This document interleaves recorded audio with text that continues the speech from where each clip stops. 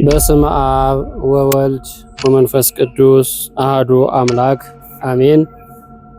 ገናናው አምላካችን የዘመናት ባለቤት የነገስታት ንጉስ የጌቶች ጌታ የአማልክት አምላክ ጥንት የነበረ አልፋ ወደፊትም የሚኖር ኦሜጋ ስሙ ከምድር እስከ አርያም የተመሰገነ ይሁን። በክርስቶስ ክርስቲያን በወልድ ውሉድ በመንፈስ ቅዱስ መንፈሳውያን የተሰኛችሁ የእግዚአብሔር ቤተሰቦች የእናታችን የእመቤታችን የቅድስት ድንግል ማርያም የቃል ኪዳን ልጆች የጻድቃን የሰማዕታት የቅዱሳን መላእክት ወዳጆች በመላው ዓለም የምትኖሩ ኦርቶዶክሳውያን የተዋህዶ ልጆች ሁላችሁም በእግዚአብሔር ሰላምታ እንደምን አደራችሁ፣ እንደምን ዋላችሁ፣ እንደምን አመሻችሁ።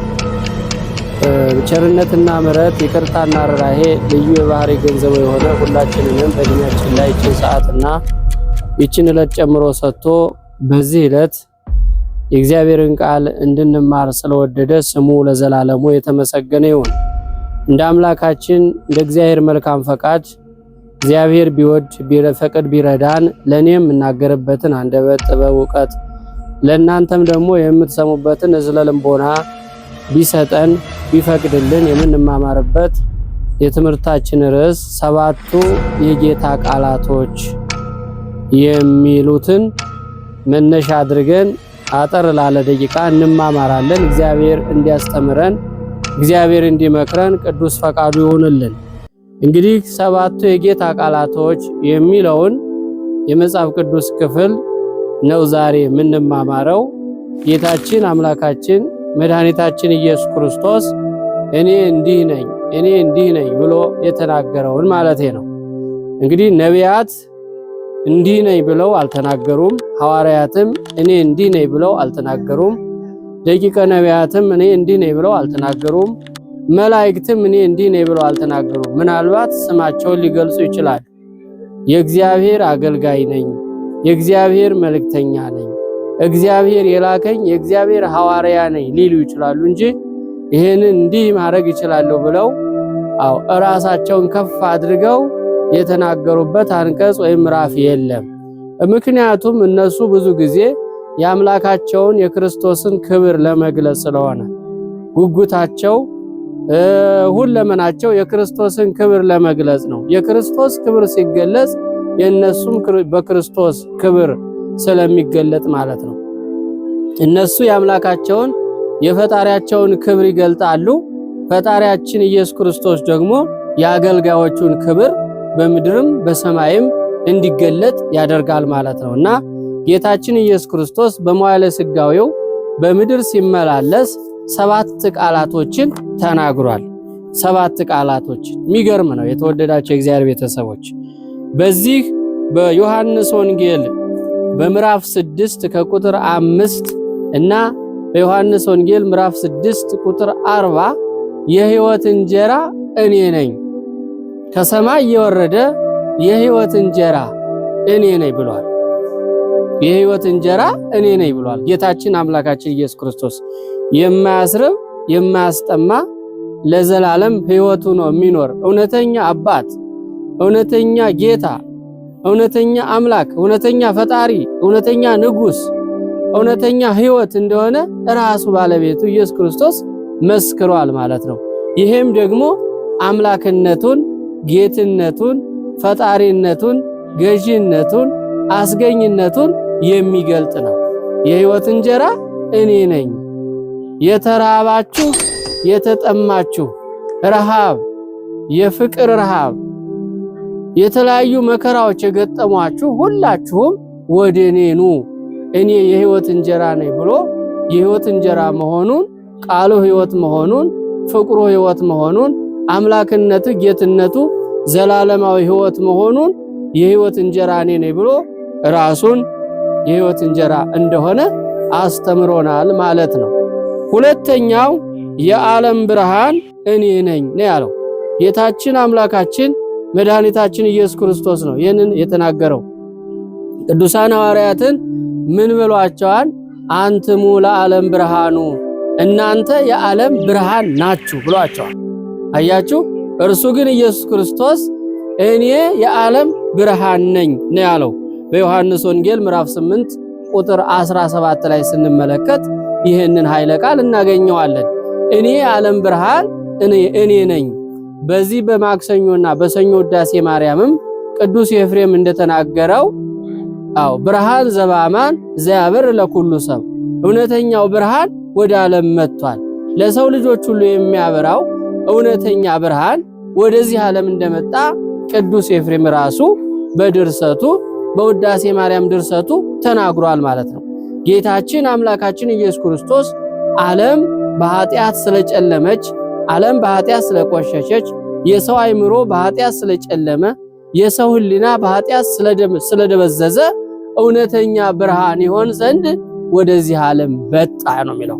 ድቅድቁን ጨለማ በብርሃናዊ ሕይወቱ፣ በብርሃናዊ ጌትነቱ፣ በብርሃናዊ አምላክነቱ፣ በብርሃናዊ ፍቅሩ ሊቀይረው ጨለማውን ኃጢአት የሆነውን አእምሮአችንን፣ ኃጢአት የሆነውን በኃጢአት የተሞላው ልባችንን፣ በኃጢአት የጎስቆለውን ሕሊናችንን በእውቀት ብርሃን፣ በወንጌል ብርሃን፣ በቃሉ ብርሃን፣ በፍቅሩ ብርሃን ሊያበራልን ወደዚህ ዓለም መጣ። ስለዚህ ምን ብሏል? እኔ የዓለም ብርሃን ነኝ ነው ያለው። አያችሁ፣ እኔ የዓለም ብርሃን ነኝ አለ። ይሄ ምንነቱን ነው የሚገልጸው ወይስ ምንነቱን ነው የሚያስረዳው ያለ እንደሆነ አምላክነቱን ነው የሚያስረዳው፣ ጌትነቱን ነው የሚያስረዳው፣ ገዥነቱን ነው የሚያስረዳው፣ የዘላለም ንጉሥ እውነተኛ አባት መሆኑን ያስረዳናል ማለት ነው። የተወደዳችሁ የሕያው እግዚአብሔር ቤተሰቦች፣ ሌላኛው ሶስተኛው እኔ የበጎች በር ነኝ አለ። እኔ ምንድነኝ አለ? የበጎች በር ነኝ። የበጎች በዚህ በማቴዎስ ወንጌል ምዕራፍ 25 ቁጥር 31 ላይ ጻድቃንም በቀኙ ኃጥአንም በግራው ያቆማቸዋል ይልና በጎቹን በቀኙ ፍየሎቹን በግራው ያቆማቸዋል። ዮሐንስ ወንጌል ምዕራፍ 3 ቁጥር 29 ላይም ነዋ በግዑ ለእግዚአብሔር ዘይሐትት ኃጢአተ ዓለም ተሳሃለን ብሎታል። ወንጌላዊው ቅዱስ ዮሐንስ ይጽፍ መጥምቀ መለኮት ቅዱስ ዮሐንስ የተናገረውን እነሆ የዓለምን ኃጢአት የሚያስወግድ የእግዚአብሔር በግ ይለዋል። ራሱ ኢየሱስ ክርስቶስን ምን ይለዋል? የእግዚአብሔር በግ። የበጎች በር ነኝ ሲል ጌታችን አምላካችን ኢየሱስ ክርስቶስ በጎቹን በጻድቃን ይመስላቸዋል፣ ፍየሎቹን ደግሞ በኃጥአን ይመስላቸዋል። ከግብራቸው ተነስቶ ማለት ነው። ስለዚህ እኔ የበጎች በር ነኝ፣ ስለ በጎቼ ነፍሴን አሳልፌ እሰጣለሁ ብሎ ነፍሱን አሳልፎ ለመስጠት የመጣ ሙቶ ሊያድነን፣ ሙቶ ሕይወት ሊሰጠን፣ ሙቶ ልጅነትን ሊመልስልን አምላካችን መድኃኒታችን ኢየሱስ ክርስቶስ እኔ የበጎች በር ነኝ ብሎ በዮሐንስ ወንጌል ምዕራፍ 10 ቁጥር 11 ላይ ራሱ ባለቤቱ ኢየሱስ ክርስቶስ ተናግሯል ማለት ነው። ስለዚህ እውነተኛው በር፣ እውነተኛው መንገድ፣ እውነተኛው ጌታ፣ እውነተኛው አምላክ ማን ነው ያልን እንደሆነ አምላካችን መድኃኒታችን ኢየሱስ ክርስቶስ ነው። ስለዚህ የነገስታት ንጉስ ነው፣ የጌቶች ጌታ ነው፣ የአማልክት ሁሉ አምላክ ነው የምንለውም ከዚህ የተነሳ ነው ማለት ነው። የተወደዳቸው የእግዚአብሔር ቤተሰቦች ልብ ልንል ልናስተውል ያስፈልጋል። ማንም እንደፈለገ እንደ ቁና ቆሎ ሊዘግነን እንደፈለገ ሊወስደን አይገባም።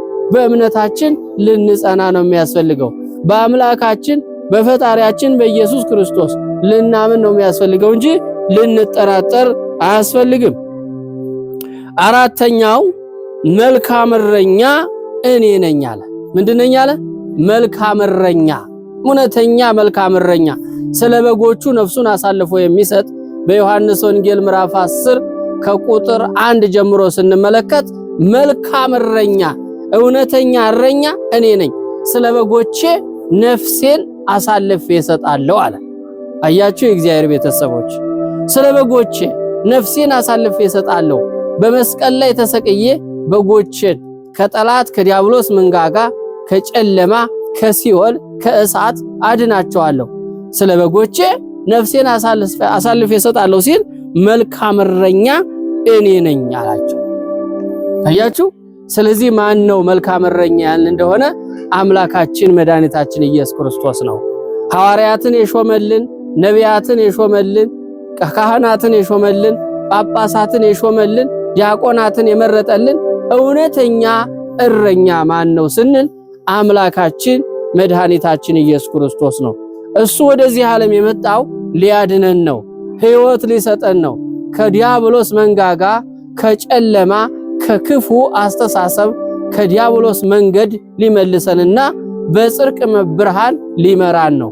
በመዝሙረ ዳዊት መዝሙር 22 ላይ ልበ አምላክ ቅዱስ ዳዊት እንደተናገረው እግዚአብሔር እረኛዬ ነው አለ። አያችሁ፣ እግዚአብሔር እረኛዬ ነው ጠባቂዬ ነው ማለት ነው። ሌትና ቀን ይጠብቀኛል እያለ ነው።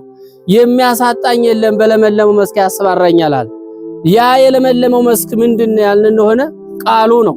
ቅዱስ ሥጋው ክቡር ደሙ ነው። በቅድስት ቤተክርስቲያን ተሰማርተን ሥጋውን ደሙን እየተቀበልን ቃሉን እየሰማን ማህሌቱን ቅዳሴውን እየተካፈልን እውነተኛ በሆነችው በእግዚአብሔር የምሕረት አደባባይ እንድንኖር በለመለመው መስክ ያሰማራኛል ብሎ ተናግሯል ማለት ነው። ስለዚህ እውነተኛ እረኛ ማነው ስንል አምላካችን መድኃኒታችን ኢየሱስ ክርስቶስ ነው። አምስተኛው ጌታችን አምላካችን ኢየሱስ ክርስቶስ ከተናገራቸው መልካም የሆኑ ንግግሮች ትንሣኤና ሕይወት እኔ ነኝ ነው። ትንሣኤና ሕይወት እኔ ነኝ። ዮሐንስ ወንጌል ምዕራፍ 11 ቁጥር 25 ላይ ስንመለከት ይህን እናገኘዋለን። የሚያምንብኝ ቢሞት እንኳን ሕያው ይሆናል ነው ያለው።